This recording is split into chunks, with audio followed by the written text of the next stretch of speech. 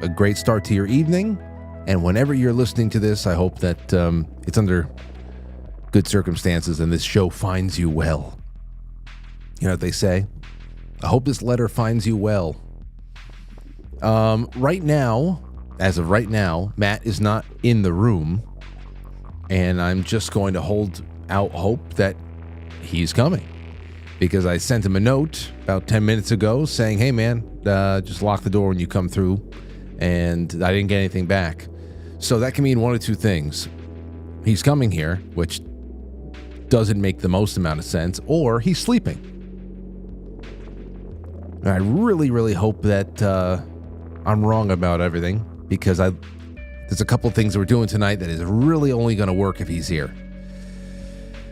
So with that, let's just go on and act as if everything's normal. It is the 10th day of January 2025. You guys and gals are always encouraged to call up the show and be a part of it. The main line is 914-200-0269, 914-200-0269. I'd love to hear from you throughout this evening's program, and we'll get around to that right now. What are some of the announcements? Well, we've got some good stuff next week between BCP is coming back on. Chris Hamilton, it's an insurance follow-up. It won't be a full segment with Chris Hamilton, but I want to follow up with him about stuff, especially since the United Health assassination is 9 years ago at this point. Okay, the Cybertruck bombing 9 days ago was 10 years ago. How's that farther than the United Health assassination? I don't know. Just the way it is. It's gone. Out of sight, out of mind.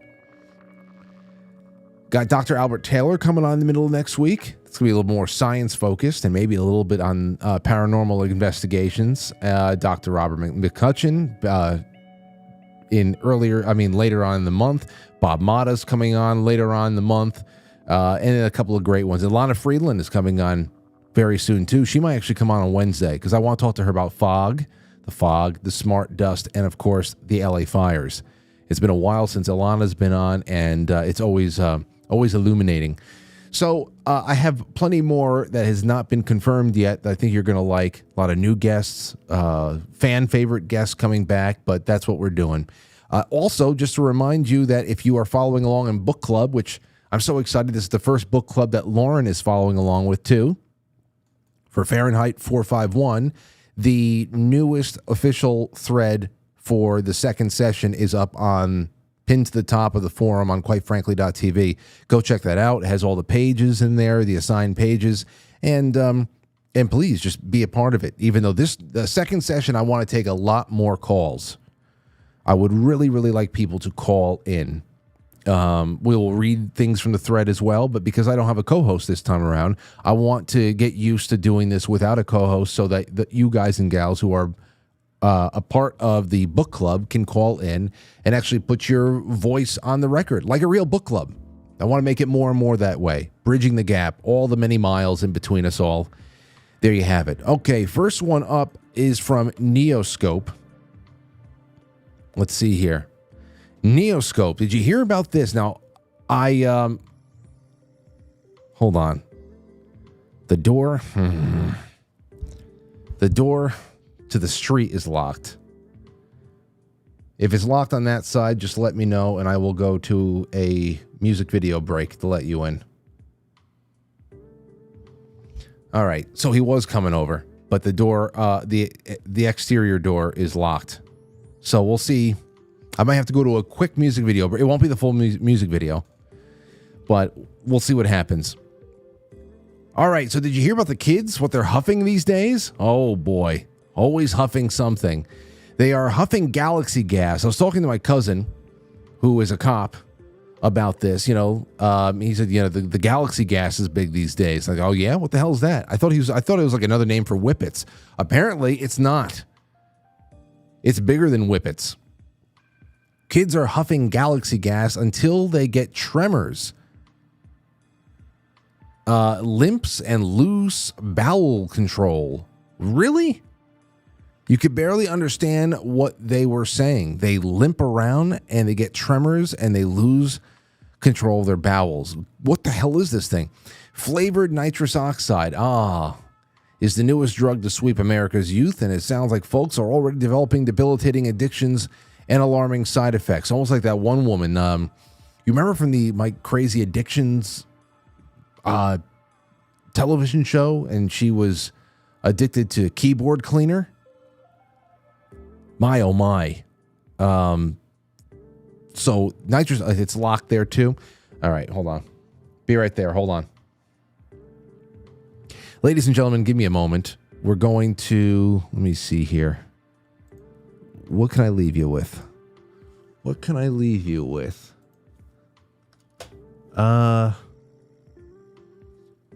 Yeah, I'll leave you with a little bit of Swimming Through Air. How's that? A little bit of Swimming Through Air. Directed by Quite Frankly, but produced by Anthony Vincent. We will be right back, ladies and gents. Just give me a hello. We are back. We're back here right now. Sorry. Thank you for bearing with me.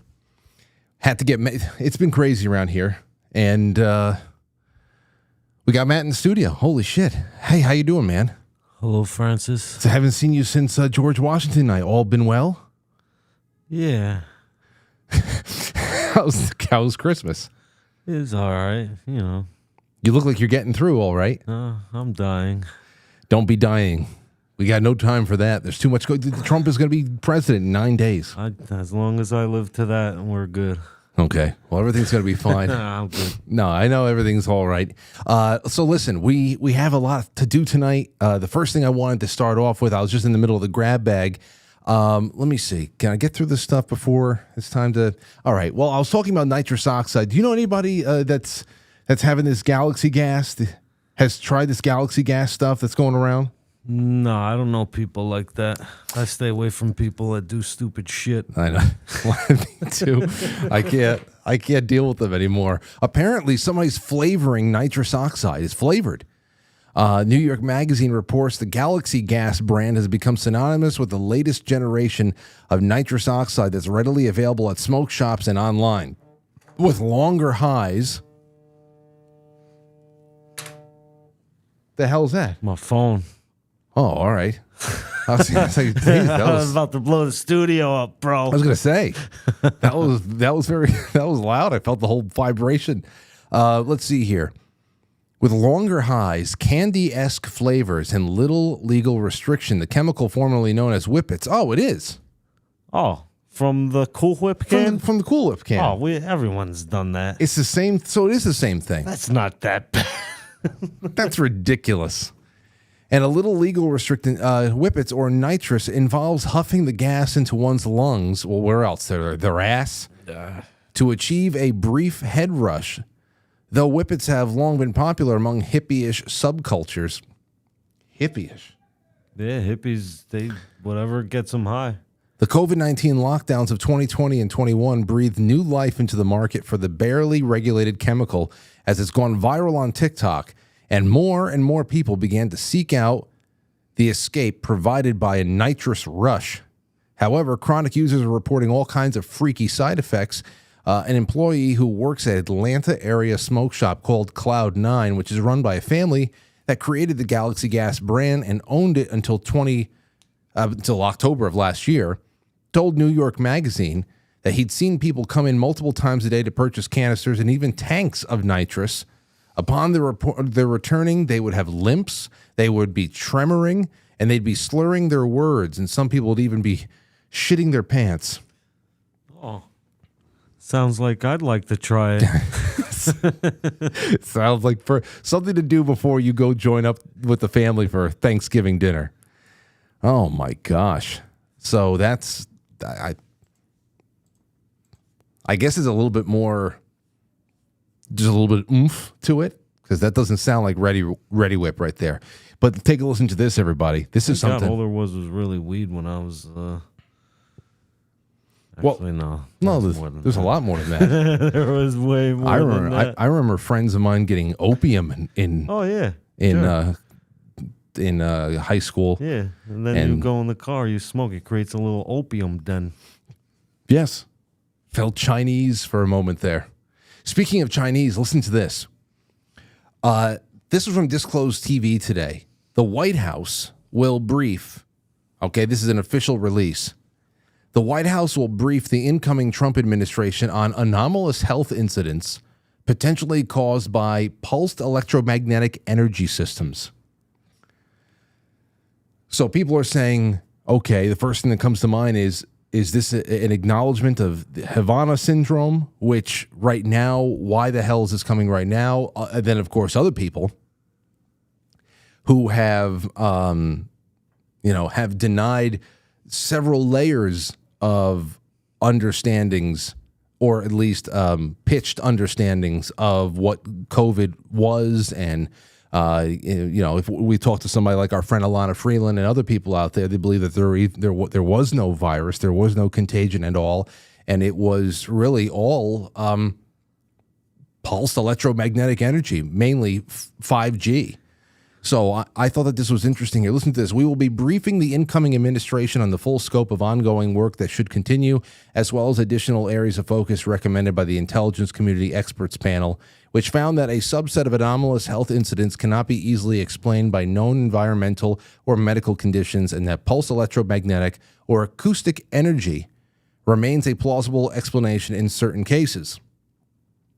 As with other challenges, health challenges faced by the U.S. personnel that took years to diagnose, sustain, so it's definitely Havana syndrome, but people are looking beyond that. Havana syndrome. When its name came from certain experiences from U.S. citizens and government workers got who poisoned in Cuba. Yes, but there was not a chemical incident. It was not a chemical incident. And then, of course, similar situations started popping up in Northern Europe, and I think also in similar situations and conditions in China as well. What are the symptoms like from whippets? Or almost like that, actually. Hold on. Let me see if somebody has it here. Electromagnetic. Come on. Somebody's got it. Okay, here you have it. Havana syndrome. Sudden onset of perceived loud noises, screeching, chirping, clicking, piercing. Visual disturbances, blurred vision and sensitivity to light, sensation of intense pressure or vibration in the head, pain in the ear or more diffused in the head, tinnitus and hearing loss, dizziness, unsteady gait. So you start wobbling all over the place. Could have been whippets. It could have been. That's what they're covering up the whole time. Okay, last thing before we go to the break here, and it's from Mel Gibson. Now, I watched the entire episode that he did with Joe Rogan last night. We aired it in the after hours. It was really great. I just like listening to him talk. Mel Gibson says that he always looking for updates on this Resurrection movie, but he's aiming to start shooting the Resurrection of the Christ next year. I know. I thought that they were scouting locations last year and that they were going to start shooting this year and we were going to get it in 26. So now we're probably not going to get it until 27, but he didn't seem like he was in a rush, because even when it comes to Jim Caviezel being 20 years older than he was when they released Passion in 2005, he was already talking about how the technology to, really flawlessly de-age people is going to be put to use. But it was, again, awesome listening to him talk about it, because you know what it's going to be. He's confirmed over and over again that he's going into hell with this. It's going to be a lot more about the spiritual battle between light and dark, and that he's even going to have to. He referenced having to depict and finding a way to depict the fall of the angels, like the battle and the war in heaven and the defection of Lucifer, and that's going to be. You got to stay alive for at least 2 years. I know it's tiring. I got to try for 4, and then I can die. You got to try. 4 years left. He said, I hope next year sometime. There's a lot required because it's an acid trip. Because he's talking about non-human realms here. Maybe we should take acid and watch it. I'm not going to be doing that. I'll try and look for acid to do it. No, I'm not going to go with you to Alamo to watch the Resurrection of the Christ on acid. You won't be in Alamo if you drop acid. I mean, you'll be in Alamo, but you won't be in Alamo. Yeah, we'll be in hell. You'll be in freaking Yeah, in hell. We'll be in hell. That's exactly where I don't want to be. Let's see here. Gibson said of the film's script, which later added was being penned by himself alongside of his brother and Randall Wallace.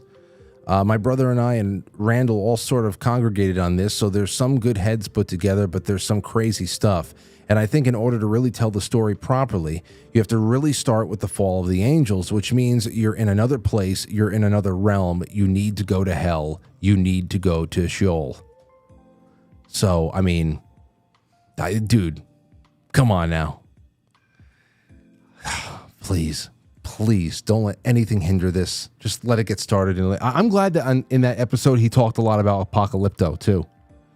He's making Apocalypto too? No. He as well. He talked a lot about the production of Apocalypto, and I'm happy about that because that movie is a sleeper. It's a really, really good one. It is a good movie. It's been a while. When was the last time you saw that? It was a while ago. This more than 5 years ago. It's more than that for me too. More than that for me. I'll watch that with Aurora. No, that wouldn't be good. She'll start running through the house, throwing spears at things. We sat down to watch Princess Bride for the first time yesterday. She was a sword fighter after that. She liked it. She liked Inigo Montoya. She goes, he's my favorite. I like him. And we'll just talk. She's asking questions, so we're going through the whole thing. Show her a scene from Homeland and tell her that that's the same guy. That's the same guy. Gary Langley. He's gotten a little bit more gruff now. Rough around the edges, Aurora. Anywho, okay, let's get this one started because we have some interesting things to do in the first half, and then Matt, I've got a fun one for you in the second half too that I think you're gonna like. Don't go anywhere, everybody. It's gonna be fun. It's Friday night after all.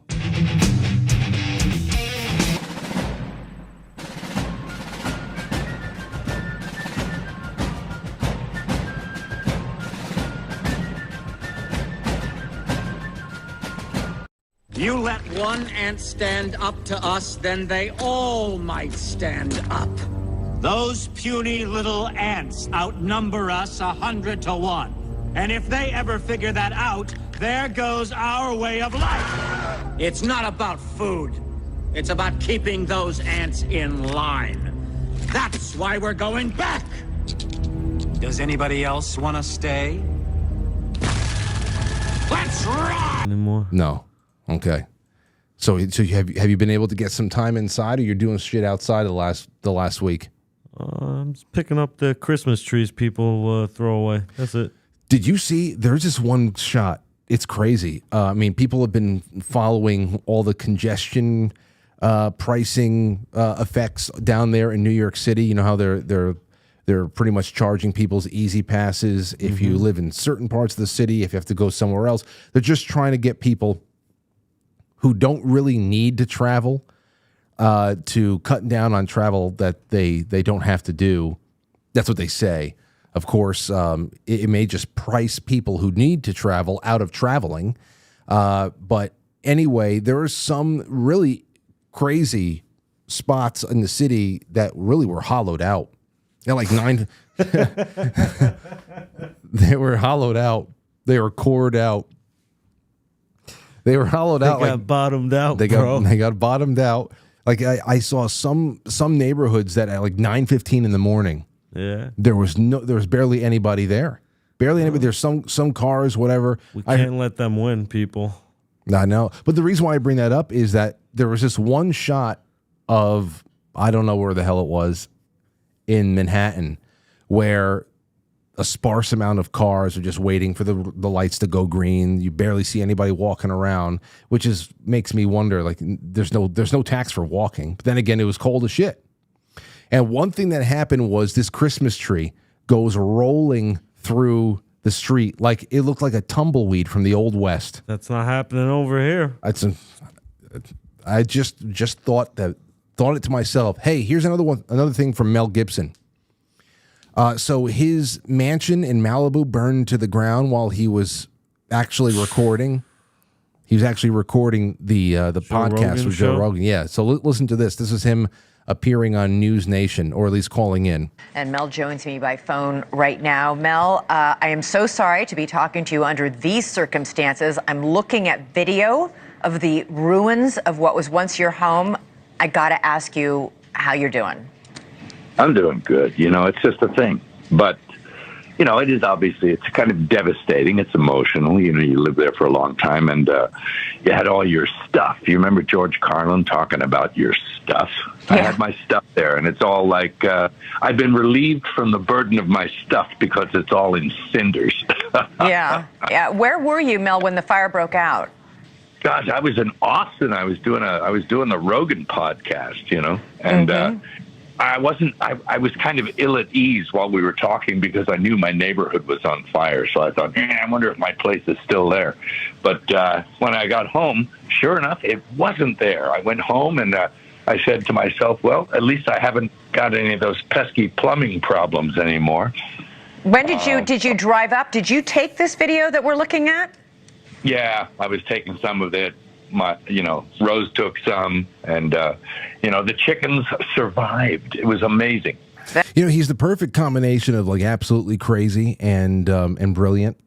It's one of those things, and I would to get him on this show would be so awesome one day. Really would be. You could tell he's just a great conversation. And if I can't get Mel, then I definitely want to get LA Beast in here. What the fuck is that? LA Beast? Yeah. He's like an OG YouTuber, and man, he's great. He's like a competitive eater, but he does all these eating challenges and hilarious. Throws up a lot. I don't even like that kind of content, but he comes from a different place in a different time, and he's awesome. He's awesome. If you want a great introduction to LA Beast, you have to go to the classic.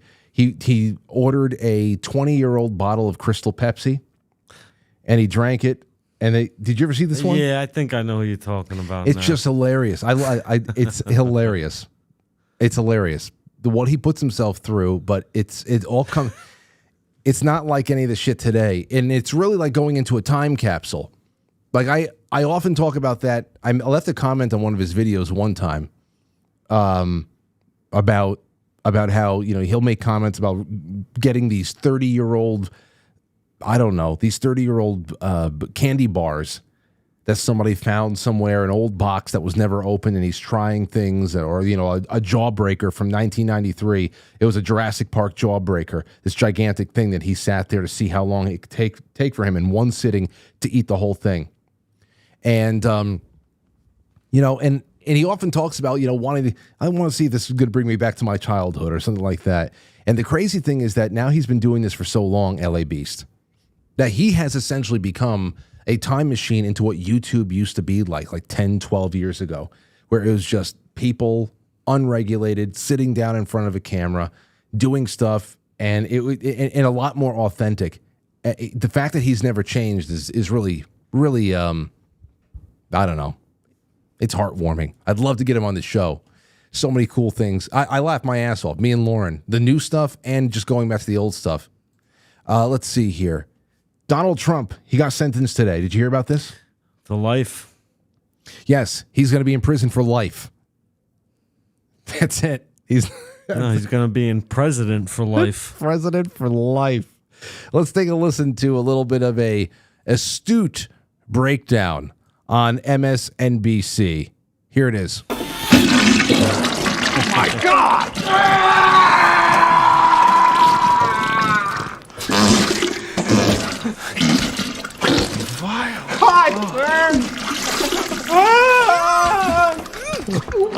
I'm bleeding. Yeah, he's bleeding. All right, here it is again. In the interest of public interest, because of the fact that it's going to hinder his ability to really follow through and be a president, then give him unconditional discharge. Still allow him to be accountable, to be saddled with that felony conviction, those felony convictions, I should say, 34 of them, but let him know that this type of misconduct cannot go forward. So the way that they're talking about no, he needs to know that this misconduct is just not acceptable. You can still be president, Go ahead, fine. But now you're going to be known as a felon. It's all about this. It's so pathetic. What they've built themselves up for over the years. To have this dribbling little weak orgasm at the end is so pathetic.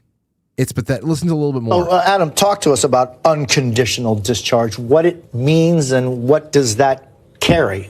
So normally a felony sentence, even without prison time, you'd be checking in with the probation department. You'd be subject to drug and alcohol testing. You'd be subject to fines. Each felony conviction would have up to a maximum of $5,000 fine times 34. Here, an unconditional discharge is really done. You live with the stigma of the felony, and you do have certain collateral consequences. Trump had a gun permit. I believe that the NYPD has now rescinded his gun permit.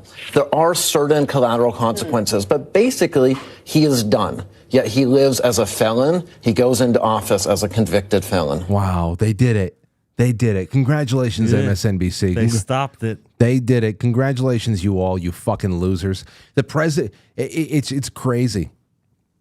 They gave them the perfect. The presidency itself gave them the perfect ambiguous way out of this, what they are looking for. Now, I'm sure that they would have loved to have put him in jail prior to somehow disqualify, but it just didn't work out that way.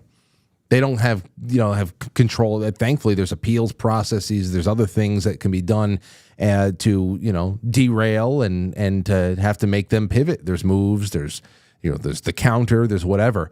But it's just like with the Russia investigation. It was just at all costs. At the end of the Russia investigation in summer of 2019, when that was wrapping up, they avoided at all costs to say that he did nothing wrong and that there was nothing there and that he was clear of all whatever. They refused. They refused to have it just be a clean, our bad, everything's fine. But they also refuse to make a charge. They love the ambiguity. They love the stigma. They love that hanging over the people that they have targeted to smear. It's just that most people that you would target in this way, that you would throw an eighth of the resources that they have thrown at Donald Trump, most people would just break and shatter because they don't have the resources. They don't have the support base, whatever the hell it is. They have done everything that they could since 2016 via espionage, lawfare, the combination of the two. And this is the dribbling, weak, unsatisfying orgasm that they had to walk away from. Well, he's got the stigma. He's getting inaugurated in 9 days, you fucking losers. Stigma. I mean, it's just incredible. They're really just molesters. I've said it so many times. Molesters, they're sadistic and they're slippery as eels. It's just so pathetic, No fine, no jail, no probation, nothing. Nothing. But the unceremonious conclusion of a big public display of grab ass. The trial was fake. The victim was fake. The pretense was fake. But they, you got to give them credit. If you can give them that, because it's not like it's hard when you have the judges, you have the grand juries, you have certain districts like New York and D.C. in your belt, but they manufactured charges, they manufactured the mugshot they wanted, they manufactured the conviction, and they did it all. Sometimes even changing long-standing statutes in the state of New York, for example, to make it all possible. Absolute maniacs. They're maniacal. And of course, this is all that they have. Here's Ken Delanian. There are thousands and thousands of tweets like this from media heads alone. Forget about the little people that they control. Ken Delanian, now you can call him a convicted felon. I know. They did to the satisfaction level. Aaron Parnas says, Donald Trump is officially a convicted felon. That's the tweet. First of all, that tweet format, saying something ridiculous, saying something and then saying, that's it, that's the tweet. Just want to throat punch it's real low energy. Oh, man. Throat punch. And low T. Aaron Parnas. Oh, yeah. That's low T. Yeah, this guy's just swimming in free testosterone. He probably wishes he was swimming in cum, too. Is there testosterone that cum? All right, here's something from...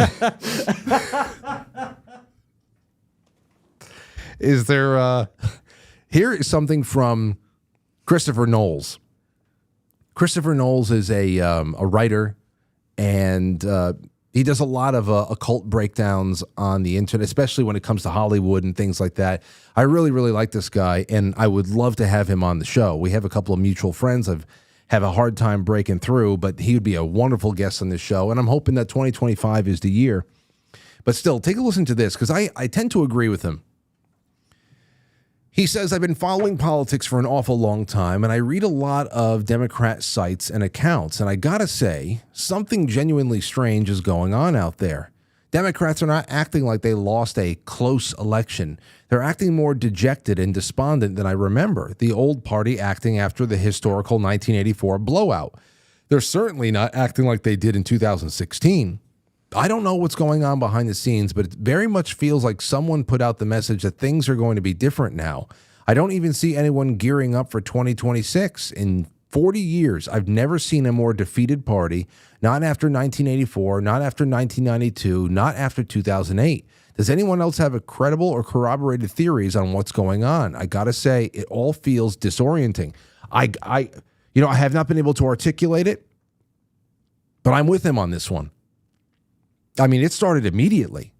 It started immediately after Election Day. We're like, damn. I mean, there's no protests. I mean, Black Lives Matter. Apparently, somebody, there was another incident with a cop weeks ago. I don't know who the hell it was. I don't know what the situation was, but they tried to anoint a new fallen angel in, I think, New York City, and the most they can get out for this Black Lives Matter demonstration was like 27 people. Everything is so strange right now, and it's just I don't know, but I think that he really hit on this, that there is has something changed. And when I look at the people that are currently in Congress right now, even they're acting ridiculous. I mean, Joe Biden is still technically the president and is going to be for the next 10 days, 9-10 days, and they're already. People like Eric Swalwell in California have already tried saying, like, dunking on Donald Trump for not being able to bring down the price of groceries, even though he's not even the president yet. And he said he won't be able to, but they cut off his whole statement on what he was saying. To hell, it's nuts. It's nuts. It's flailing. It's weak, and there really is no resonance. So. Yeah, I gotta say I agree with him. I really do. But anyway, not like they're going to go away, but it has been a very strange and oddly quiet 2.5 months. I'll agree with him on that. All right, a really quick break. Then when we come back, we have to talk about the Pizzagate shooter. You heard about him? A new one? You know the guy, the confirmed actor, the IMDb actor that walked into COMET Ping Pong. The pizza. Yeah, that was like it took 8 years ago, wasn't it? Yeah. Took a single shot that went through the computer. And I was trying to find the news clip of James Alefantis actually bringing everybody through. I had it over here. I have the article. My buddy sent it to me. Because I asked him, but he sent it in a Twitter DM, and I can't download it from Twitter. Just incredible, that whole story. But I just want to remind people on a few things, because again, we brought it up last night very quickly, but the timing on this is just crazy. And whereas we can't do a full deep dive on this and a look back, a retrospective, especially when we're still broadcasting on the Google platform. There's plenty out there, and we can provide some in some resources in Telegram maybe over the next couple of days or whatever. But I have some stuff I want to show you, and that'll be right after this. Don't go anywhere. Quite frankly, contributed to the death of 7 million people because of the funding of...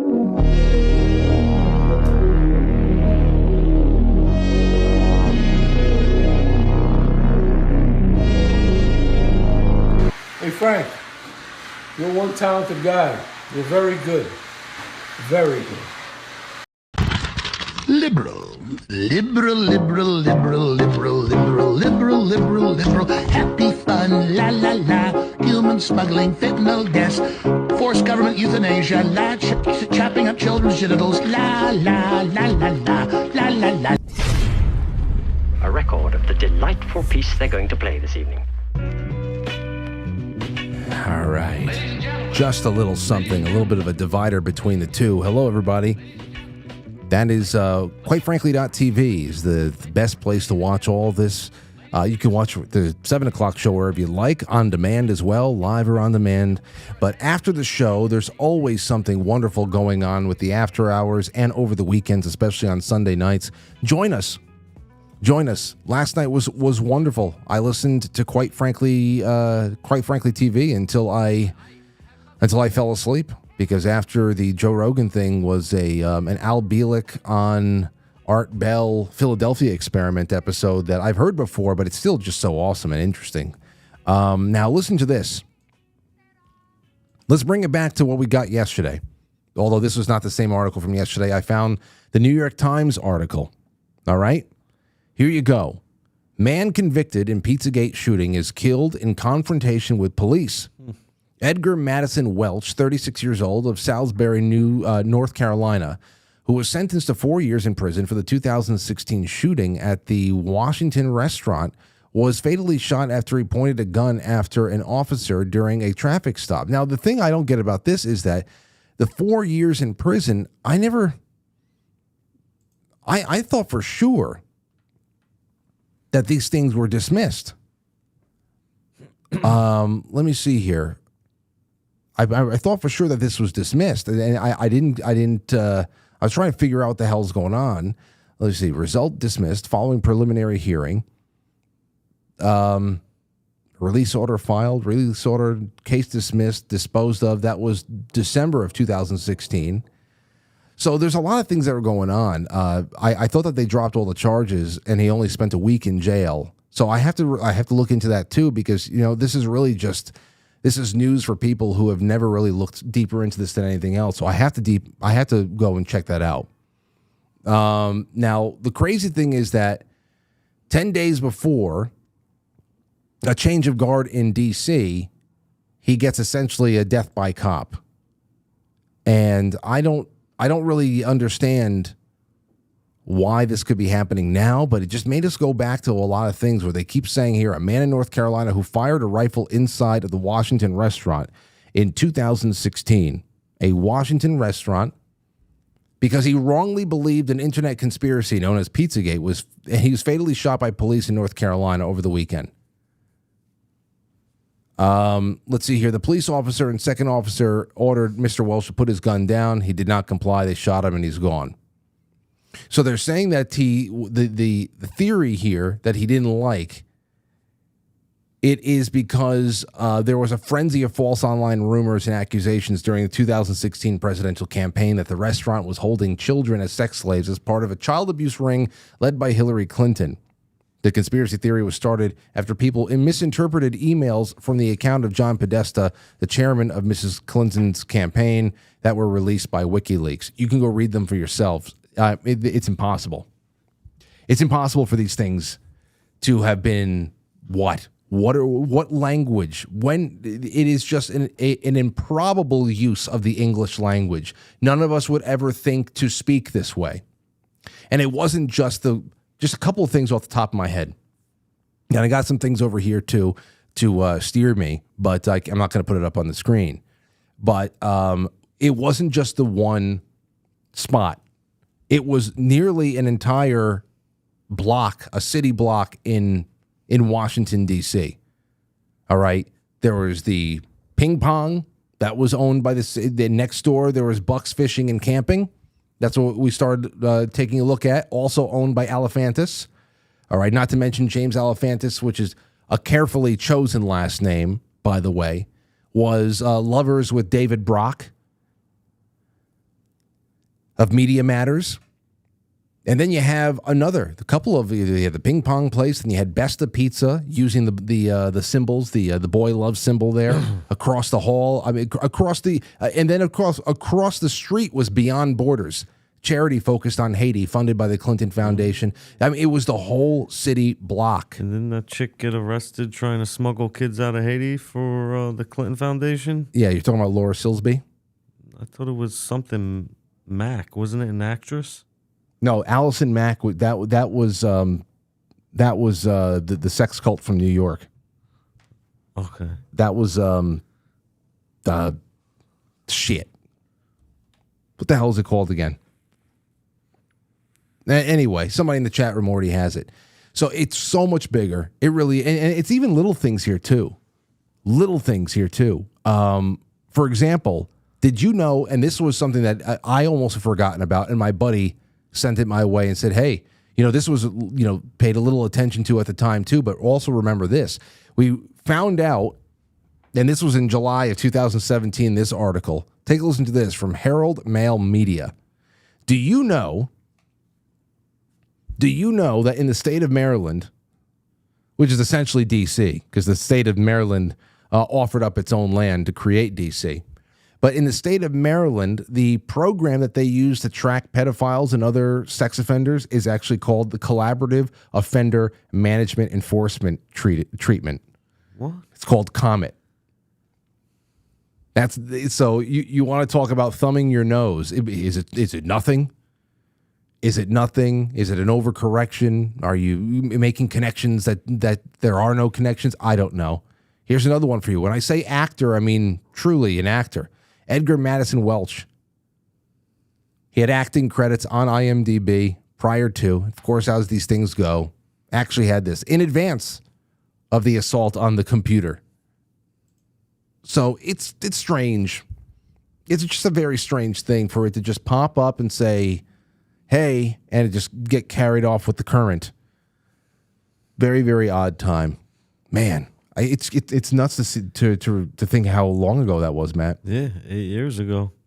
Is Q back yet? Nah, I don't know. I don't think so. I haven't heard it. That's something that would like reverberate. That would be like the Lost Boys screaming when Robin Williams comes back to Neverland. Pan's back! All of Neverland. Everybody's running around on their skateboards screaming, firing their sticky arrows at everything. Oh my gosh. Anyway, so there's a little something there. All right. The lines are open. It's 7:50. Matt is here. It's been a while since you guys have been able to talk to him. Call up. Tell me what you think. We're going to take this to about 8 o'clock. In the second half, I've got some great things for you. We have a little bit of Babylon B, but I also have a question. It's called, we're going to do a little bit of a bit based on a video that I saw on Instagram, a reel. We're going to call it Famous Last Words, or at least just Last Words. And I really hope that a lot of people call in about that. But right now, 914-200-0269, 914-200-0269. It's just us. So by all means, give us a buzz. All right, first one up on the Super Chats is Jay Britz says, TGIF, Frank, welcome back, Matt. Welcome back, Matt. Welcome back, Matt. Dude, listen. Am I a cat or am I a bat? I have your videos in here. What videos? Of you, the face off with the rat. You remember that? Face off with the rat. When you kept saying over and over again, I'm not a cat. You don't remember this? What? Dude, I have an entire Matt folder. Where is the Matt files? All right, let me see here. View large icons. Matt Holy Trump. Matt Morning Message. Matt OMG Scream. Matt OMG. Matt Eyes Wide Shut. Oh, that's when you were at the Eyes Wide Shut party and they saw you. You remember that? I think so. Hold on. Listen, this is when you got caught at the Eyes Wide Shut party. Hold on. Let me see. Play with, I don't know, iTunes? Media player. Hey, what's up, guys? Sorry, I can't talk. I'm got this weird sex ritual. If I get caught using my phone, they're probably gonna kill me. Oh shit. I just got caught. They're probably gonna kill me if I get caught. Oh shit. I just got caught. And that was the last time we heard from you. I remember that. Oh, Damn. wait. I think I was. Damn, that was a long time ago. Did you see Anthony's latest screw up in the studio? No. You didn't see this? Hold on a second. Where's the drafts? Is this it? Wait. Here, listen to this. He sent it to us, and it's one of the ones that I think is it would be appropriate to be able to play. Some of them they just can't be played when he screws up in the studio. But take a listen to this. Okay. I think you're going to like this one, Matt. Here's Anthony in the studio today, and he did not nail this one take. 14 seconds. Listen. Cameras. I'm going to punch myself out. wait, first of all. Who was he talking to? That's what I got to ask him, because I'm pretty sure he was alone today. Who the hell was he looking at? He started to go crazy in the room with no windows. But he looked at somebody and he said, "I'm going to punch myself out." And then he goes, "Here, watch. Hold on. This is the best." Rockin', cameras. I'm going to punch myself out. Wait. Really punch myself out. Wait. I want to fucking uppercut me, shatter. And he just walks away. He's expressing his desire to shatter his own jaw. He wanted to shatter. The fact that all he could get out was the word shatter. Hold on, one more time. Rockin', cameras. I'm gonna punch myself out. I want to really punch myself out. I want to fucking uppercut me, shatter. Man. Goodbye. See you later. Yeah. Just walks away. That's something else. Let's take a call. 702, you're on the air. Go ahead. Punch yourself out. Hello. 702. Yo. Hello. Frankie. Yes. What's going on? Hey. Oh, what's up? What's going on, man? Take us off of speakerphone, please. Shouldn't be on speaker, dude. Oh, well, then you have a headset or something, and it sounds bad. All right, I'll call you right back. Okay, you got it. All right, so the lines are still open. 914-200-0269. What was the one I was looking for before? I'm not a rat face-off? OMG. I'm not a rat. Matt DeFabio, search warrant. Search warrant. That's a search warrant for your car, because we knew that you were leaving all the notes on our car. You knew I was found innocent. I don't know why it's not in here, because I saved everything in one spot, and I know for sure I would not have gotten rid of that. So I don't know. Maybe some other time I'll find that one. Here we go. Let's take another call. Let's try it again. What's going on, Doughboy? What up? Oh, Matt. A lot better. You know I love you super hard, right, bro? I love you too, man. Perfect. What's good, man? Nothing, man. Funny that you were talking about some of these. I think I know why I was doing that too, because I have this other audio interface I'm setting up, and it's probably not. I don't got it right yet. Anyways, dude, all those things you're talking about, like with Pizzagate, and then the rat thing and shit. That's so long ago, bro. I know. Like, I remember that episode where it's like, you're like, oh, Matt's like run around like trying to kill these rats and shit, you know. Well, the rat episode. No. That was only with the last, I think, 2.5 years. Oh well, what was it? No, well, I mean, I'm sure he's killed a lot of rats. So. No. Oh, he's probably thousands of rats, tens of thousands of mice, thousands of rats, thousands, millions of roaches. No, you might be thinking about no, because that was still earlier. I think that was when the mouse apocalypse at the first studio. That was 2014ish. So that was in yeah. I don't think you were watching back then. Bro, what are you talking about? 2014. I That's was watching you in like 2012, dog. 2012. What? Yeah, I mean, or maybe 13. I remember because I was working at a super small ass hydroponic shop. Yeah. And like I was just smoking weed and just like watching and shit. Well, okay. Hey, what do you think about the what do you think about the Whippets thing about Galaxy Gas? Is there something different about this stuff than actually getting a can of Ready Whip like that people used to do in high school? I don't know, man. People have been talking about that. I mean, all I know is that anytime you ingest any type of form of a gas that is not straight oxygen, it's going to kill your brain cells. So I would just advise not doing it. But I don't know. I haven't looked into it enough to be someone to like give you a affirmative answer on that. But I was going to say with you're talking about the Pizzagate thing. Like, I think it's very important. As you know, I've talked to you more at length of like, shit I went through after that time and stuff, with myself. But we have to keep in mind that a lot of these things, it's crazy as it sounds, are all perpetuated. I know I'm going to get lambasted in the chat for saying this, but it's the truth.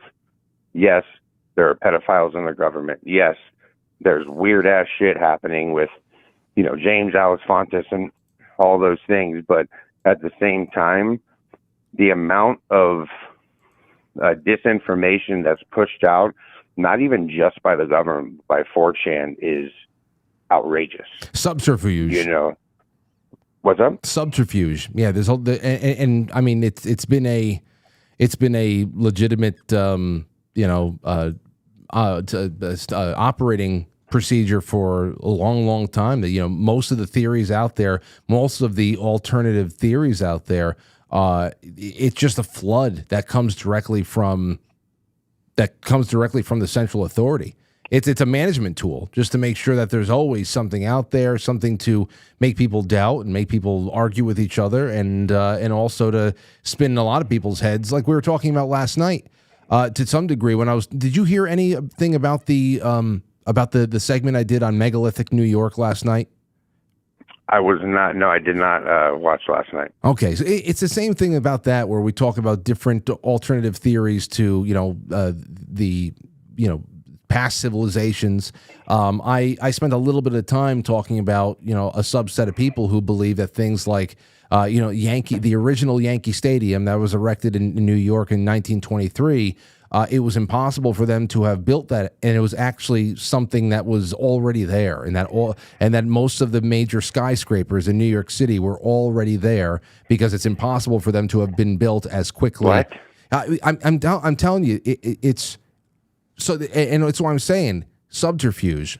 Everybody, there are people who were led there. I mean, it's just, you didn't just wake up one morning and turn off, a rerun of Maury Povich, and then all of a sudden it's just, you believe that half of New York was prehistoric and we had prehistoric skyscrapers. It's like you have to be led there. And I think it's, to your point, this is how it happens across many different topics of conversation and theorizing. Yeah, well, and I guess what I was getting on the other point though is when you look at like the 4chan, right, or any of the dark web, those people, they literally just want to be like edgelords, right? So they will start certain things to build upon things that have truth to them, and the government, the elite, they, them, whatever you want to say, they love that, dude. They're like, sweet, now we have these little minions down here in their basements, and they just love causing havoc and mayhem over making people looking dumb, and then they go check the message board and they're like, I got that guy, and it's nothing to play with, man, especially with pedophilia. And I know you're a father now too and stuff like that, and it's like, if you want to get stomped out, that's a real easy way to I know it's scary. It's scary because when you see something that, There's plenty that I have overlooked because, to your point, there's a lot of things that just lead to dead ends, and it just takes up time, and it takes up, it just like it takes some kind of edge off of the power and strength of your spirit. It really is vampiric, just the pursuit itself. So once you know enough, and once you've seen it, and once you know what to look out for, and you know the warning signs, and you can start, connecting groups and following, how money is tracked and all that.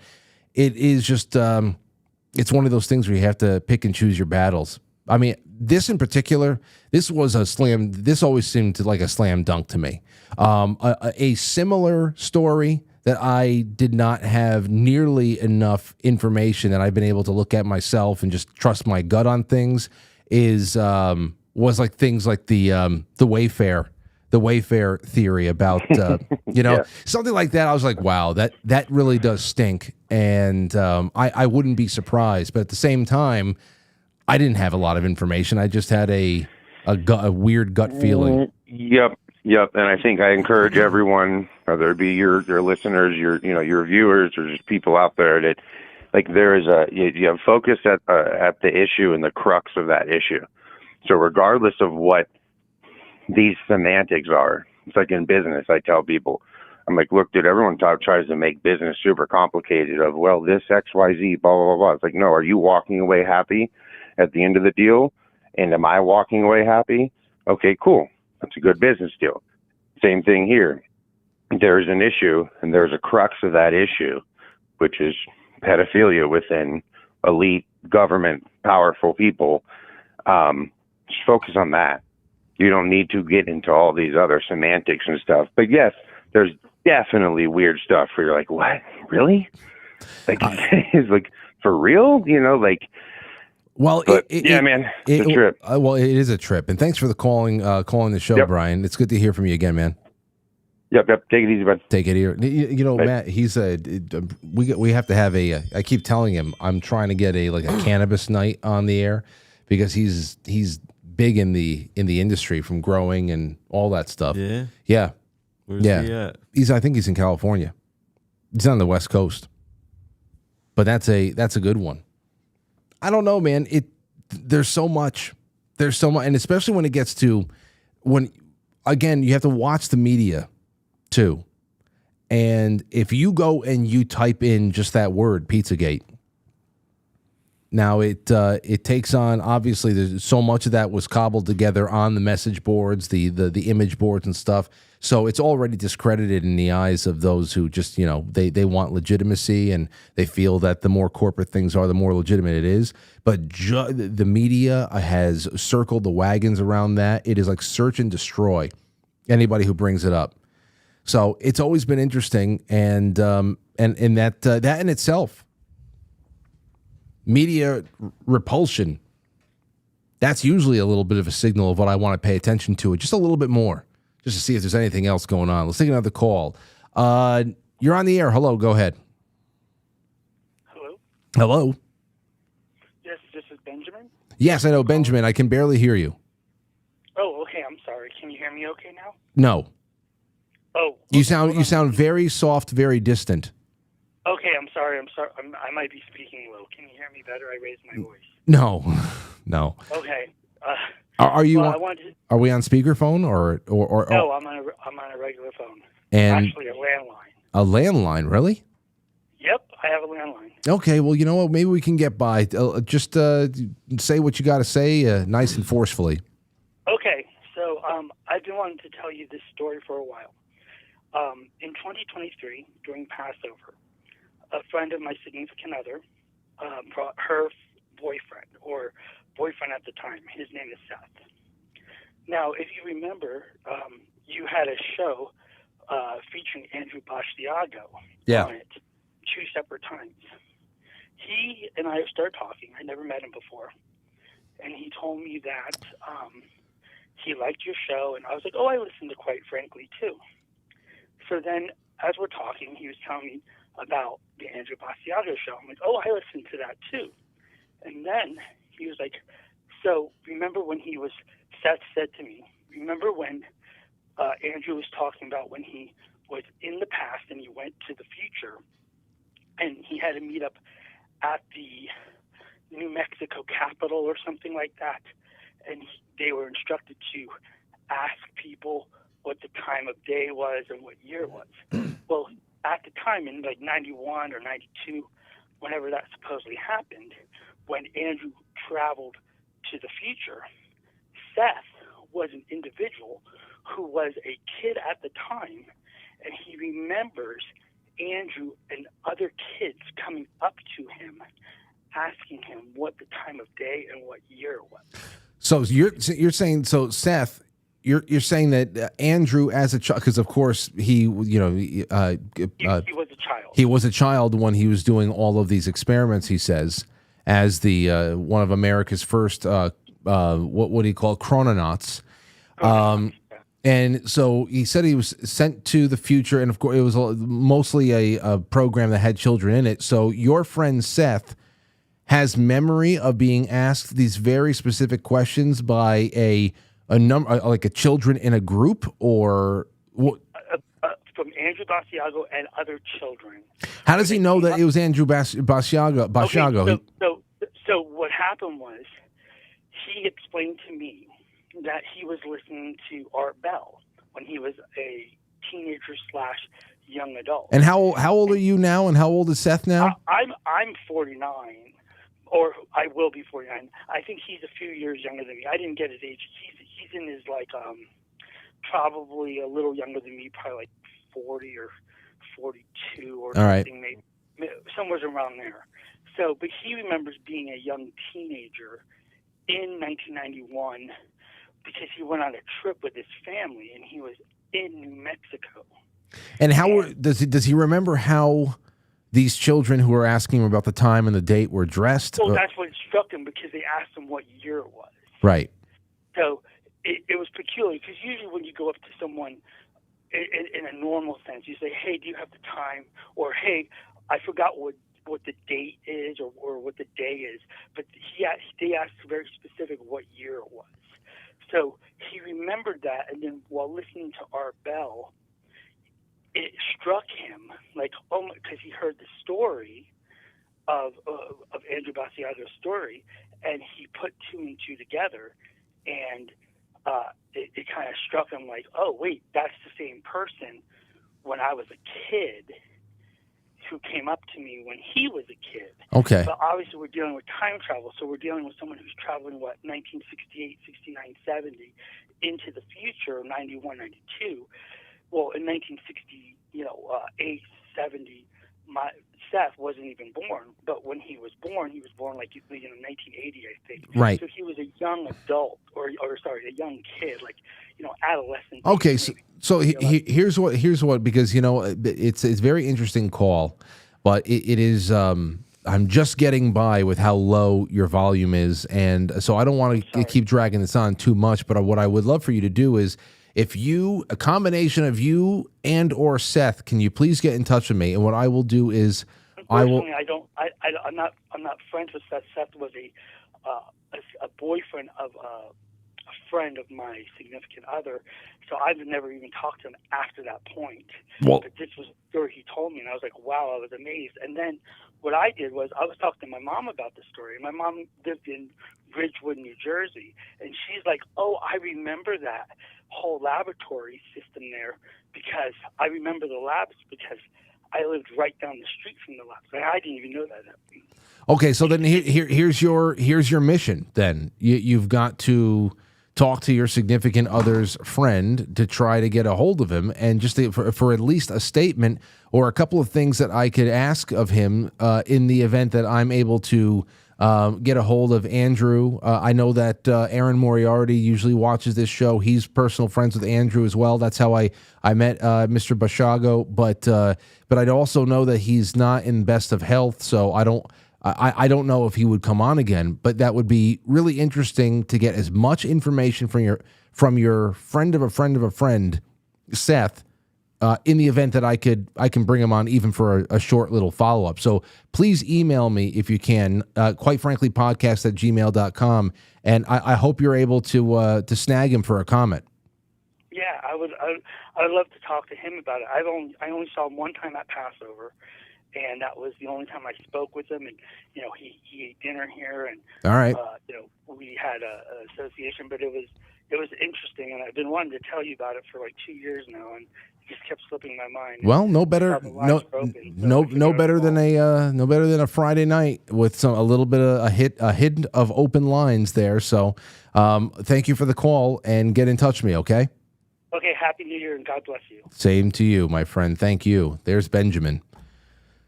Were you here for any of the Andrew Bashago nights? Yeah, I think I was. I know that my cousin Sherry was here he was on with me twice. I think twice. My cousin Sherry might have been here twice as well. Or she's here at least once. And I think you were too. That was a pretty fun night. But I feel it's been about 2 years or so since I've spoken with him, and I know he was having some health difficulties. So, you know what? Let's take a really quick break. When we come back, I want to open the lines up again, but I also want to give everybody a big topic, one that I think Matt's going to like. We'll do a little bit of Babylon Bee. It's 8:15. Friday is just dripping away. We will be right back. That's not what. Oh, that's right. That's from before. So we'll be right back. It's intermission time, folks. Time out to press the like button. Thank you. Turning, quite frankly. Quite frankly. Quite frankly. Quite frankly. Quite frankly. Quite frankly. Quite frankly. Quite frankly. Quite frankly. Quite frankly. Quite frankly. Quite frankly. Quite frankly. Quite frankly. Quite frankly. Quite frankly. Quite frankly. Quite frankly, guys. Quite frankly. Quite frankly. Quite frankly. So everybody watch. Quite frankly. With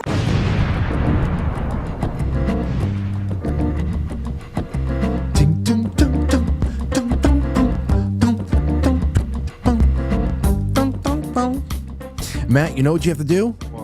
You've got to get yourself on PlayStation again. You have to, dude. I'm locked out.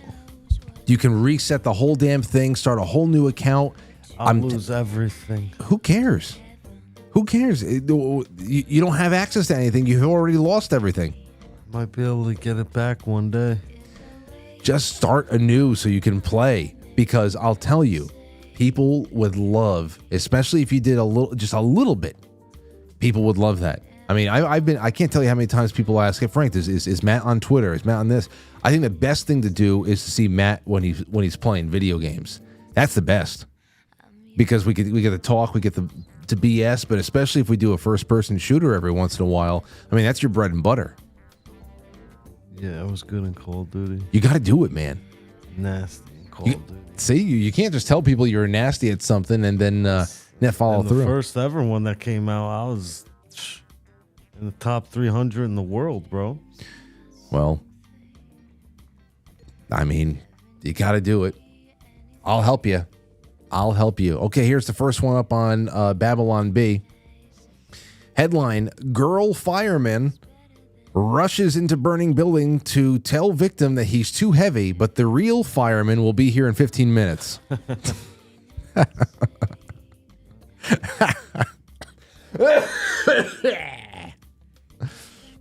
Headline: A song at funeral comforts everyone by telling them there's no heaven, religion is a lie, and everything is ultimately meaningless. Oh, what they're doing the John Lennon's song. They did that at I think Garth Brooks sang that at Jimmy Carter's funeral. Did you watch any of the funeral? No, I didn't watch it. Me neither, really. Here's another one for you. Nation gets preview of Gavin Newsom presidency, and it's just Los Angeles, a wasteland. Looks like Terminator 2, right? Yeah. Headline: Newsom reassures fire victims he'll be prepared next time now that he knows water is useful in fighting fires. Learning something every day. Notorious grooming gang votes to not investigate itself. Good job out there in the UK. Problem solved. Newsom announces plan to make fire illegal. It can no longer happen. Whoa, you all right? Yeah. Sneeze. Gesundheit. And headline: Wife patiently waiting for husband to turn off the lights for bed before sharing deepest thoughts and feelings. Yeah.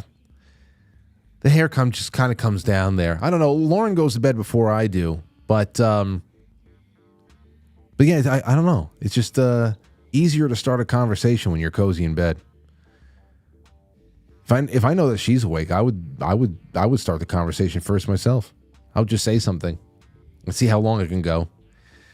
Anyway, Matt, did you ever see this? You remember MTV Oddville? Nah. You don't remember Oddville? Nah. I found an entire account that is dedicated to just chopping up some of the strangest segments on Oddville, which is really when television was awesome. Really just awesome. It was like a variety show for just strange, odd things. And this one I just thought that you would love.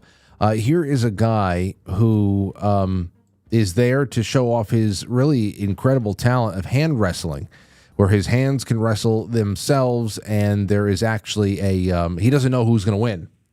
He doesn't know which hand is going to win. Here it is. Hand wrestling, okay. And you've been doing this for a while? Yeah. Right. About a month or two. So your hands wrestle one another, and you don't know which one's going to win when you do this, right? Nope. I put my mind elsewhere, and I let my hands decide who's going to dominate. Wow. All right. Well, please, let's see this. This sounds very engaging.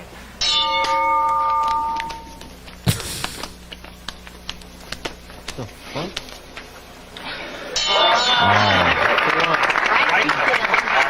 Now, does the right often win? Usually it's the left one because I'm left-handed. Oh, you are? So the left has an advantage. Yeah. I guess. Okay. It's just luck. Now, It was just luck. His right hand beat his left. Is he being serious or? I really do think that this was. I mean, it's just the host is obviously playing it straight, but I really do think that there was just some people who, your average Joe. We're talking about real average. Below average. I know, but the way that his hands were wrestling each other, I knew you would love that for some reason.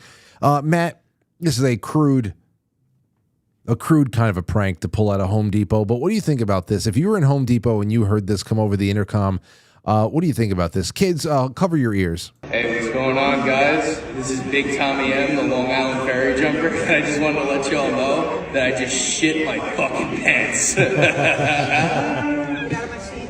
What? Get out of my seat.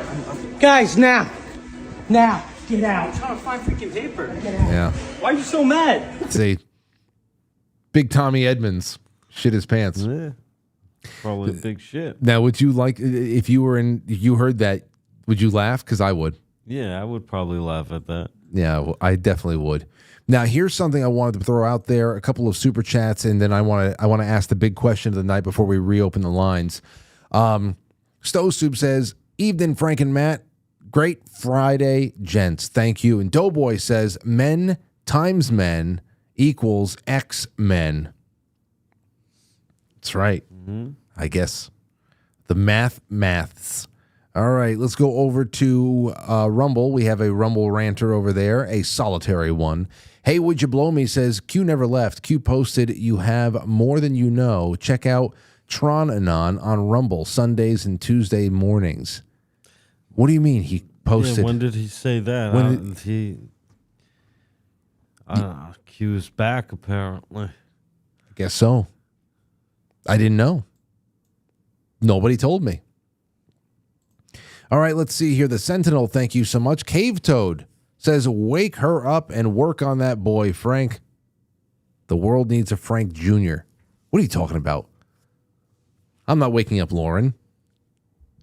Stove says, hit up some PUBG and I'm in, Frank. Custom games up to 100 Franklies. Just saying if anyone plays the pub. I mean, I'll be on probably later on tonight. It'll be me, Mike. Actually, somebody in the audience has been playing with us a little bit lately. His name is the Pickled Gamer, and he's pretty good. You could pickle anything. You could pickle anything. My nephew Jaden, he's been playing. Anytime that Jaden shows up, it's another. I mean, it's an easy 35 kills in Call of Duty. It's nuts, but we've been doing good. And I would love to get more and more people in the audience. What I'm thinking of doing is just opening up doing an open party and just getting the link out, letting people know when the gaming nights are and what the game is going to be. I never played that PUBG or Fortnite. I don't find myself getting into it either. I don't think it's happening. But other things to pass the time late at night when I still have a little bit of energy left. Now, here's something I want to throw out to all of you guys and gals. And this is where the whole last words thing is going to come in. So no matter what you call in with over the next 40 minutes, maybe you can bring something to the table on this particular subject. Now, I went on Instagram and I saw this. Ready, Matt? So here you go. The premise is this.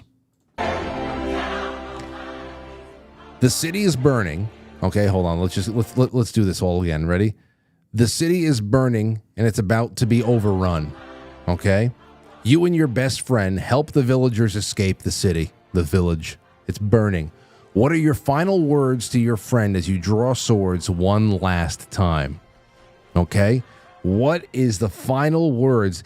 You've helped everybody get the hell out. This burning, whatever the hell you want to call it, a city, a village, a town, a hamlet. You gotten all the villagers out, and you know that great evil that is about to bring this whole thing down is staring you and your friend in the face. An insurmountable challenge, perhaps. You know that this is probably going to be your last go-around. What is the last thing you say to your friend as you draw swords? And it's time to do battle. Matt, do you know what it is? God is Lord. Draw swords, say God is Lord. To be honest, I don't know.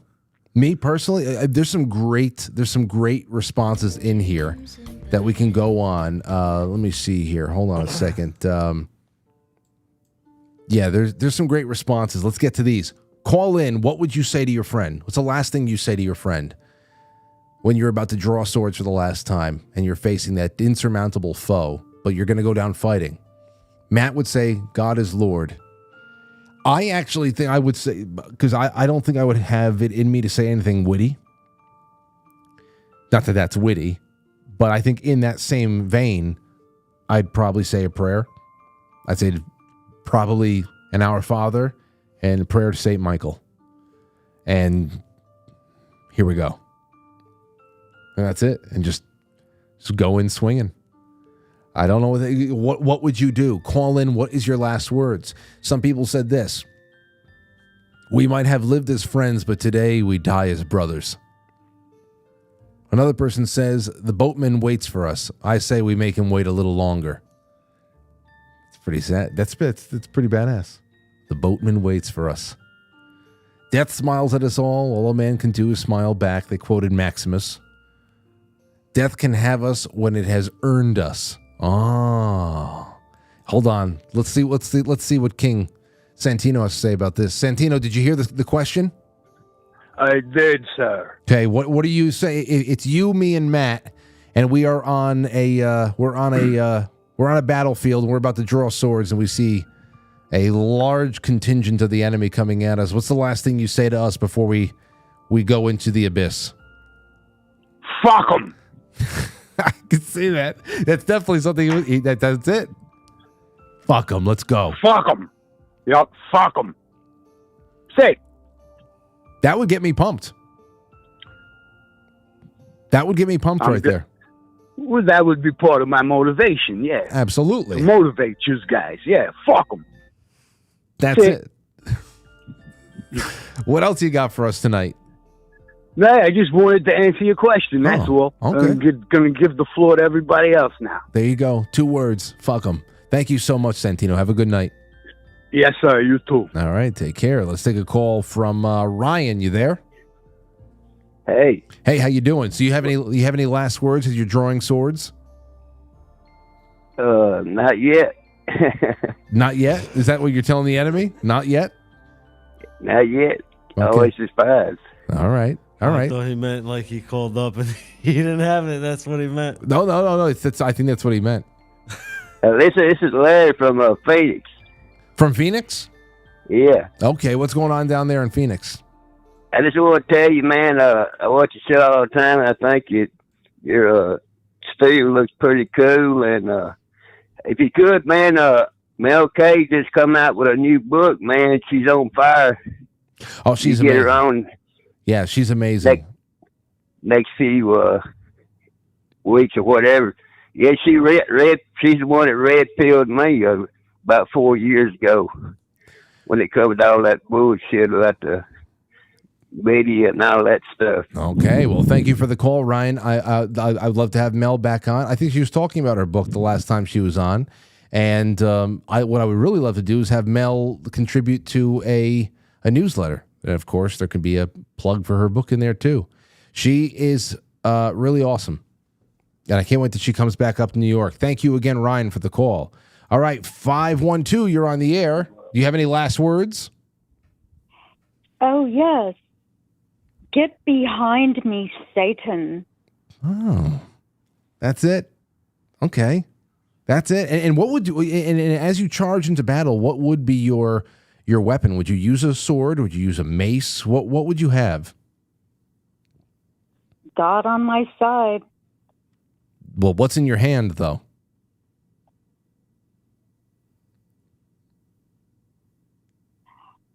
Intelligence and That's you're not going to last long. Jeez, you need a spear and a can opener. Okay, well, at least a can opener is better than intelligence in a. There you go. Just swing something at them. Jeez. Oh my gosh. Okay. Well, then you have it. Well, listen. The last words were nice, but I think you have to rethink your weapon selection. Yeah, I'll go into that. Okay. Well, anything else you want to say?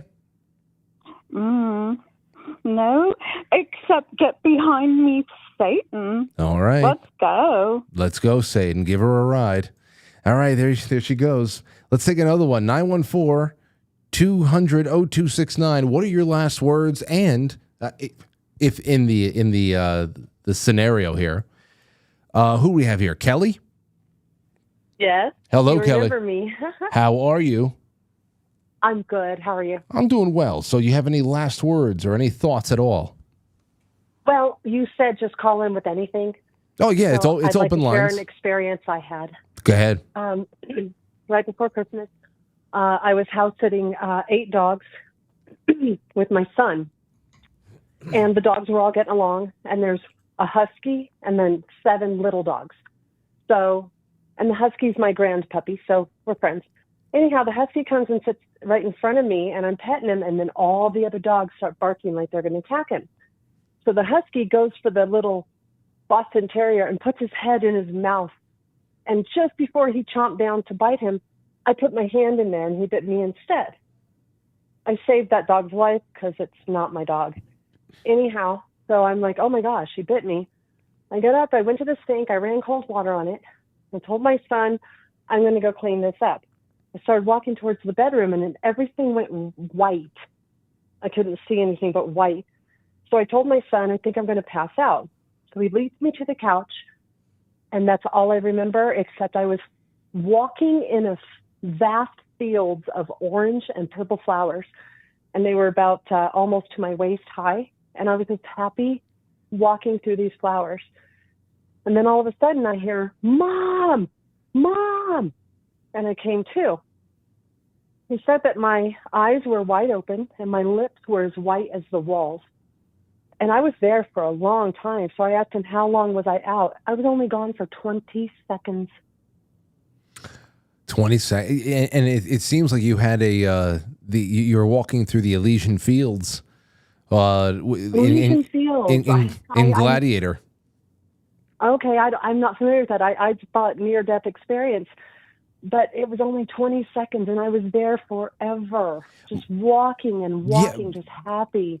Okay, so then, but let's talk near-death experience though.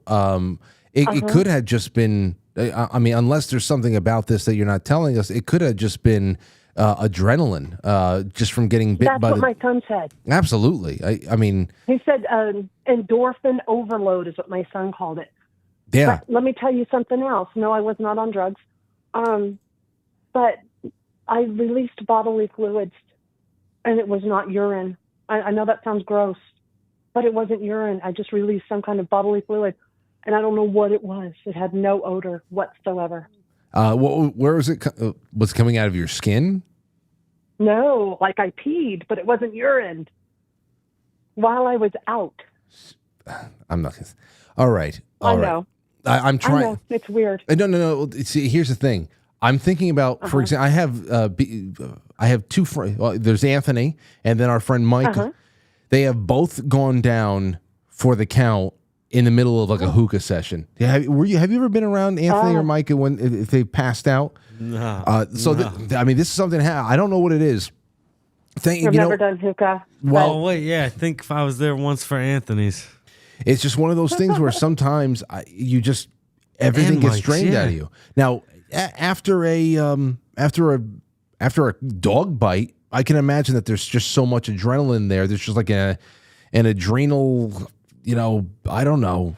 Endorphins? I don't know. You could call it endorphin. You can call it whatever the hell you want, but it's definitely biochemical. Adrenaline. You were just at the height of excitement there, where you had your hand inside of a dog's mouth. You're in a house with a small army of pets that you're looking after, and it broke skin. You were bleeding. Oh yeah, you know what? He broke my skin. He punctured a hole in my ring finger. This was probably 2 days before Christmas, and the tip of my finger is still numb, but the hole is healing from the inside out. So when was this coming up? It's 23rd, I think. Oh, wait, December. This just happened last month. Well, yeah, like 2 weeks ago. Yeah. Oh shit! Like right before Christmas. I must have missed that. And no, I didn't mention it, but I'm 57. I wasn't on drugs. I didn't do anything, and he said my lips were just white as the walls and my eyes were wide open the whole time. But I was gone for, it seemed like an eternity. And then when I finally asked him, how long was I gone? He said about 20 seconds was all. Well, did you get medically evaluated since the 23rd?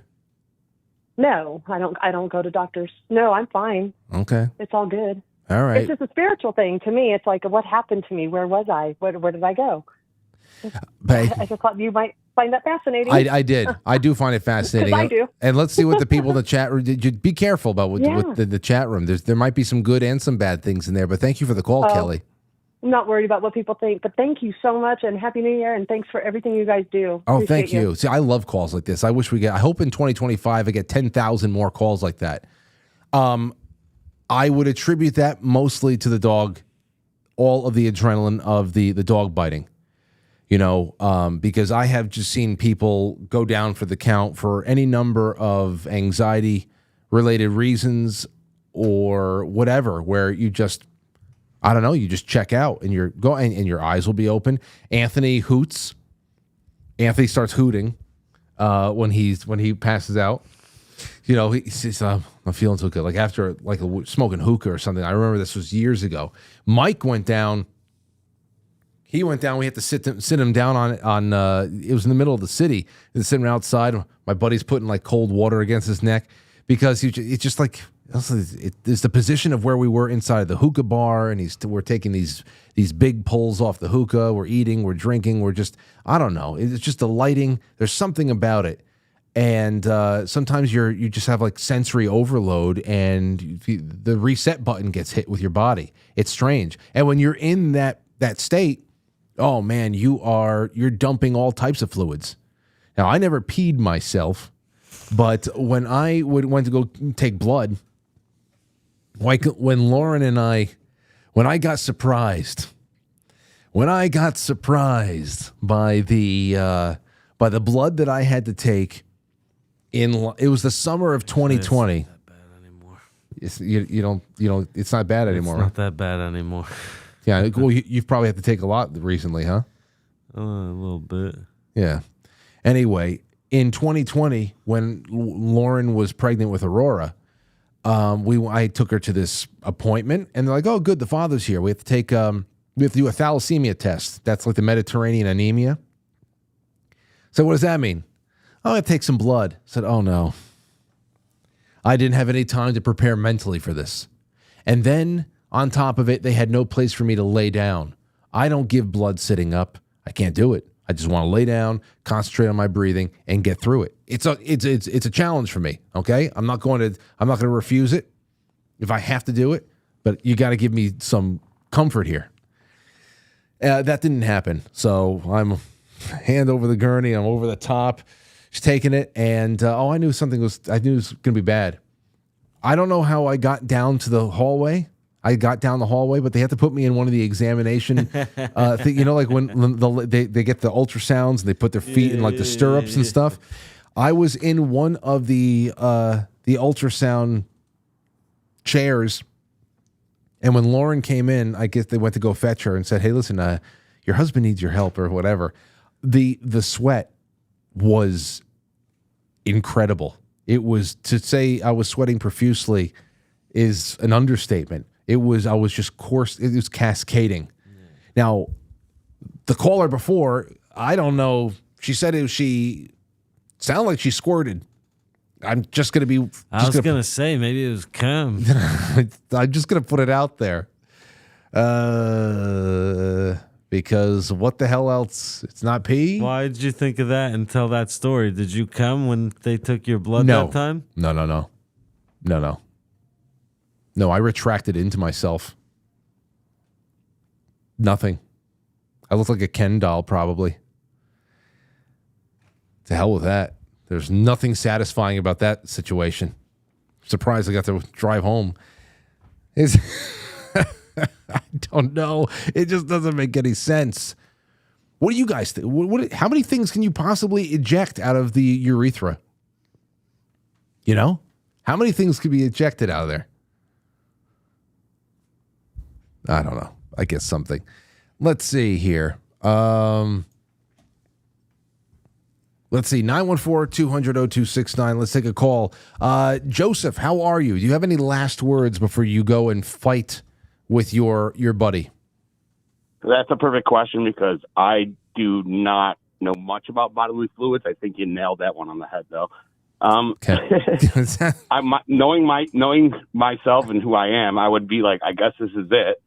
And then I would probably just start singing the Huey Lewis song, "If This Is It," and just to make my buddy laugh. And then I would just Leroy Jenkins right into the fray. Leroy Jenkins. There you go. You know what? Make them laugh on the way out. I wouldn't be surprised if most people, because there's always these things, we get dramatic over the years and you think about situations that'll never happen and you practice all the things you'd say and all how awesome, perfectly timed, whatever. But I think most people would say exactly what you just said. Well, I guess this is it. And you know what? In a strange way, it's enough because there's like a calm acceptance there. Just start swinging wildly, my man. Take as many, that's it. That's a good one. The situation dictates, Absolutely. All right. Is that all you have? I think so. I mean, unless I don't want to get kicked off YouTube, but the Q stuff I think was very intriguing to bring up. That the idea is still going and whatnot. Is it? Well, why is that? Is this something that you still follow and keep in mind? Because I have not heard about any new things that were published. No, I don't think there's any new drops or anything like that. I just think it's very interesting how many things that were referred to years ago are kind of seeming to line up, perhaps, and it's just interesting. I've always said it could be to a detriment. It could be that Operation Trust, but it's still fascinating considering the news could be just as much of a psyop. So I don't know. I'm with you on that one. I'm with you on that one. There's a reason I think you don't get banned on it anymore on X, and apparently no longer on Facebook. I guess you can talk about it again. The Facebook thing continues to get crazier and crazier because I saw it. Yeah. I did not watch. I didn't watch the Joe Rogan, but I have to admit from afar, just seeing the guest lineup from this week, this had to have been one of the biggest weeks of his career. I mean, just the one after another. It just from Wesley, maybe just in my estimation, only because there's a number of people that are actually they sound interesting. Wesley Huff. That was a great get. Good for him. Good for Wesley because his brand is very important. I like to watch that one. I listened to Mel Gibson, and then I just saw today. What was the Zuckerberg thing today? The episode today, was that posted? I haven't actually. I was like an early Rogan fan, and then I kind of lost track of him for a while when he got huge. But I totally agree. Like yeah, this lineup of guests it's seeming like almost like a disclosure thing. Yeah. Well, thank you for the call, Joseph. They today I think I saw the Mark Zuckerberg thing get posted. Now, whether I watch it or not, I don't know. I think clips just might be good enough. But what clips I did see, or it was him coming out and speaking very forcefully about how this outgoing administration was, I mean, just how aggressive they were in demanding that COVID information, especially about side effects of certain, pharmaceutical products, were being, suppress everything, all useful information. So it's really crazy because, again, there's no reason to trust that guy at all. But how far are they willing to go to try to realign and stick around for a little bit? Until what? Until they go back to the old ways? I don't know what this is really all about. But boy, oh boy, it's interesting. Really interesting how things develop. Jason, you're on with Frank and Matt. How you doing? Oh, pretty good. We still on the last words? Oh yes, absolutely. Last words all the way around. I'd hope to say I'd follow up with Mel Gibson. I don't know what the scenario would be if I'd really be up for the scenario, but hopefully I say, we may take our lives, we never take our freedom. They can take our lives, or they can't take our freedom. Yes, you could do that. Absolutely. I was wondering when somebody was going to whip out the Braveheart. Anyway, that's a great call. Anything else you want to leave us with, Jason? Oh, another thing, Matt, whenever Matt's on there, you just, I laugh so hysterically. It's so, his little eyes wide shut. Oh, I know. I'm waiting for some rain cam to catch me just busting the gut and like, what the heck's this guy doing? I tell him all the time. I said, Matt, you have a brand here. You have, people love when you come on. You should at least get yourself a Twitter account. You should do something. I think that it would be a nice, warm community that would build up around some sort of Matt content. And I feel like every other episode, he says he has an idea for his own YouTube channel, a history channel or something like that. And I think you should do it because I think that the lower the production value, the better. It would fit you so much better. So anyway, thanks for the call, Jason. I got your last words there. What's the weapon that you're taking into battle? Oh, a weapon. Let's see. I don't know.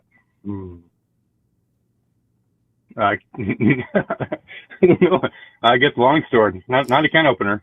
You're right. Yeah, exactly. That's a good one. Long sword, not a can opener. You have a little bit more room there. Thank you so much for calling, brother. Have a good one. Let's see here. All right. You're on the air. Who's this? Hello? Hello? Who's this? Hi. Hey. This is Noah. Noah, welcome to the show, my friend. Okay. Am I going to be patched through? Oh, Hello? yeah. Oh, yes. You're on right now. This is Frank. Oh, shit, dude. You sound so different, dude, from watching you on the TV. But last words, dude. Are you guys familiar with that Missouri? Her name's like Valentina Gomez. Valentina Gomez? Yeah. And she's always on like Twitter. She was running for the GOP candidate in Missouri. She lost, but she's always like I want to quote her, and just for last words, I just want to say, because she says it all the time, don't be weak and gay. That's it. Don't be weak and gay. That's it. It's funny. Here's one. Here's a last words I saw somebody post. From one friend to the other about to go into battle, and someone says, whoever dies first is gay. So I guess that's you don't die first. That's it. Oh man, that's funny. That's and for my last weapon to take into battle is be a fucking 38, dude. Oh, okay. Revolver. Oh, okay. There you go. 38 revolver. Well, that's fucking it. Cowboy shit. Listen, you only have a few. What is that? 6? Is that a 6 shooter? How many in there? Yeah, it's a 6-shooter. Yeah. Well, I mean, you got to make those count, and then you're just obviously, and then you essentially have a can opener in your hand. So you got to watch out. All right, dude. That is all, dude. Great show, dude. Matt, good to see you. You're so chill. Like, Matt looks so chill all the time. Like, how's he? He looks like Rico Suave, like just chilling. Yeah, yeah. Matt chills. He's fun to chill with, and we usually have a lot of good laughs. So it's a good combination. But I hope you have a good night, Noah, and call in a lot more in 2025. Yeah, dude, for sure, man. Keep up the great work, dude. You're awesome. Thanks. All right, have a good one. There you go. Someone else says here, last words, I never told you. A long time ago you saved me, not from a sword, but from myself. So today, brother, let me return the favor. That was very emotional. Someone quoted the book of Samuel. Be of good courage and let us be strong for our people and for the cities of our God. And may the Lord do what is good in his sight. May the Lord do unto you. That's it. What do we say to the God of death, brother? That's another one. That's a lot of enemies. If there were one more, I might be worried. No, there's a lot. I like this. Let's take another call from David. David, you're on the air. You have any last words?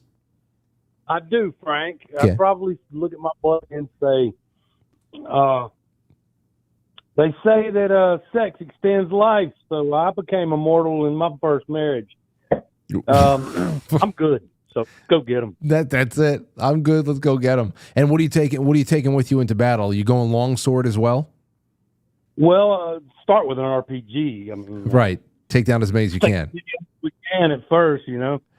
That's it. But I wanted to say a couple things real quick. Just starting with, because I kind of wanted to go back to Monday's guest about the reading with Aurora, when she was talking about reading and stuff.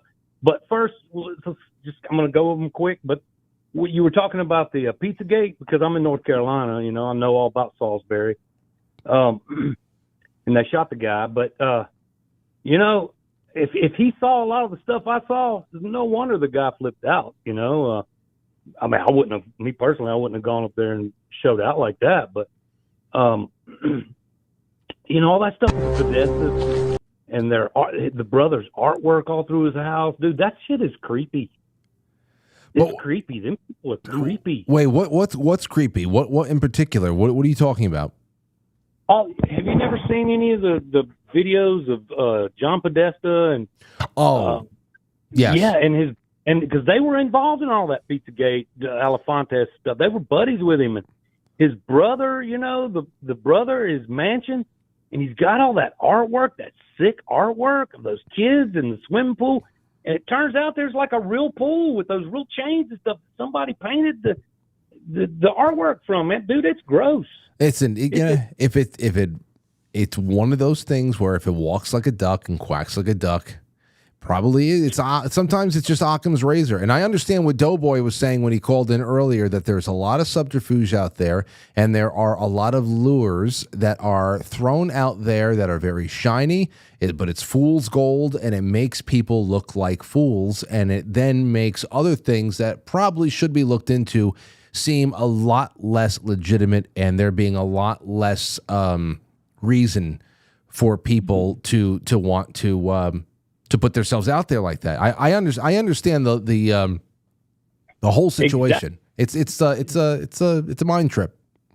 Exactly. And the news, you know, when they talked about it locally on the news, the guy was shot. He was known for going up there and shooting in Washington at the COMET Pizza, which turned out to be a false news story, right? The way they put it on the news. I'm laughing going, oh no, ain't nothing false about that.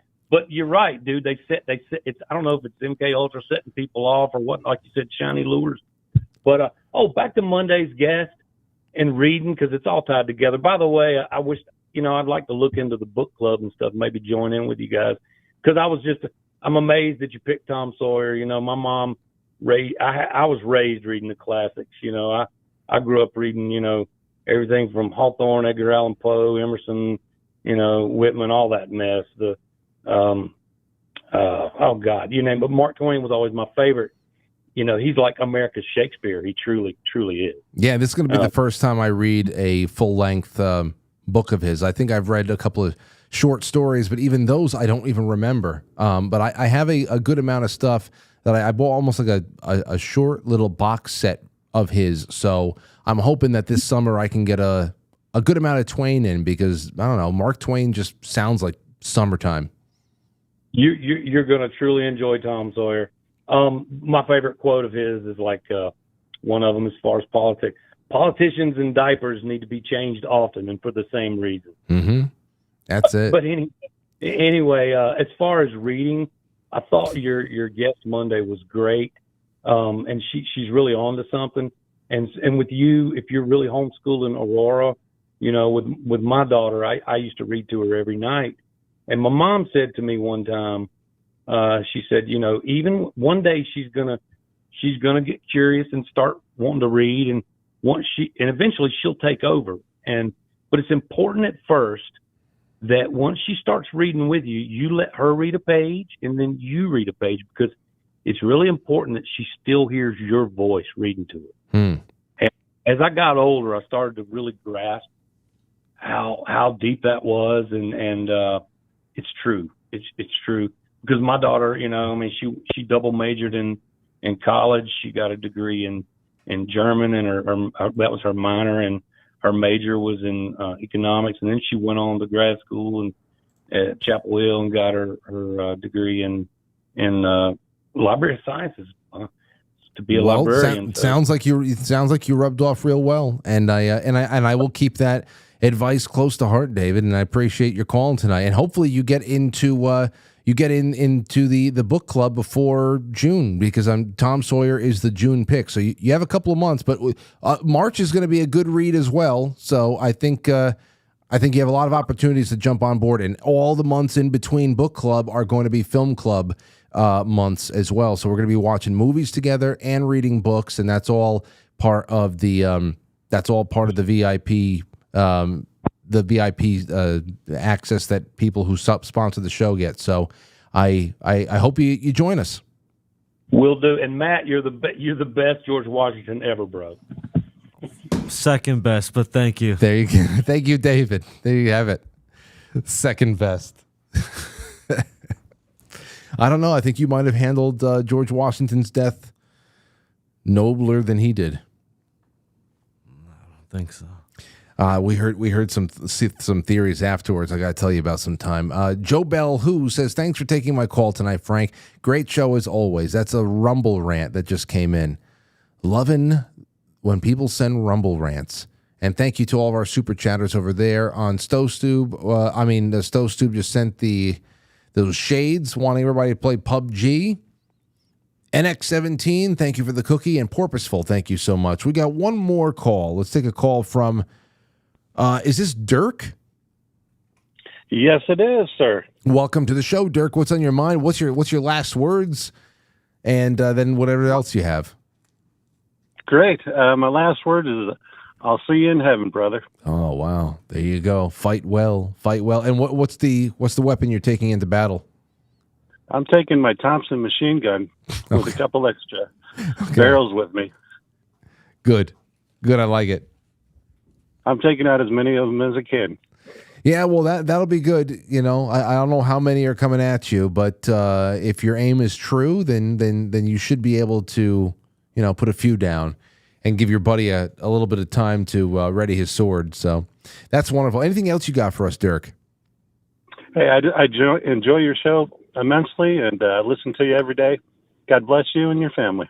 Same to you. Happy New Year, and we'll talk soon. Again, like everybody else, I hope that you make many more attempts to call in this year. Thank you, sir. All right, be well. There you go. All right, guys, that's it. Now, Matt, do you have any special plans this weekend? No, I'm supposed to work tomorrow, I think. Oh, yeah? I'm waiting to call. If it snows, I got to go in tonight. What? So it's going to snow? Siri, what's the hourly forecast? I Siri, got to do the sidewalks, though, with the vent track. Is that the spray? No, that's that little truck that has the spin. Oh, yeah. That's cool. Yeah, it's all right. But what about, do they still do the salt solution spray? The brine? Yeah. Yeah. They did it today. It's all over the road. You don't see it? No. It's all over all the main streets. I didn't see anything. All the streets are white because of the salt that they threw down. I forget when. It was I don't know when the hell it was last, but there was a lot of salt that they threw down, I think, last week. Aurora was asking, why is it so white? I said, that's salt. She said, salt? Really? Really? Anyway, we have some good stuff for you after the show tonight, and you have a couple of options because not only do we have after hours programming that has been curated by John Carroll, it's what's this? Darts and Letters, the story of Technocracy Incorporated and its ties to Elon Musk. That's the first one. Then Tucker Carlson interviews Ned Ryan. Timothy Gordon interviews E. Michael Jones. And then an Art Bell kicker, Art Bell with Lloyd Auerbach. Oh, that's a good one. Parapsychologist. Lloyd Auerbach, parapsychology and the paranormal. So there's a lot in there. And at some point, along the way, while I'm listening to Quite Frankly TV, I'll also be, I'm going to start a party with Mike, and I can't wait for the day that Matt jumps on too. I told Anthony, I said, Ant, listen, I know that you're not the type to play a first-person shooter or anything like that, but there are games that you'd be able to learn that would be really like doing Red Dead Redemption with Anthony on horseback would be fun. That would be really fun. I think Anthony's a little bit more fit for that. Inevitably, when some marauder takes him out, we get to pick his body up and throw him on the back of the horse and all that. That's going to be funny. So we have to do this stuff, especially during the wintertime. But anything you want to leave anybody before we leave? God is Lord. God is Lord. I'll catch you guys on the flip side. I'll see you on Monday when we start off a whole new week. And in the meantime, oh, wait, there's something else came in. Untitled82 said, here's your $2. Well, geez, I'm going to be rude about it. Thank you, Untitled. It's good to have you on, and thank you for the tip. I really appreciate it. Become a sponsor over the weekend, my friends, so that we can continue this at higher and higher levels, because it's going to take a little bit more to take those next steps. I really, really love you all, and have a good night. I'll catch you on the flip side.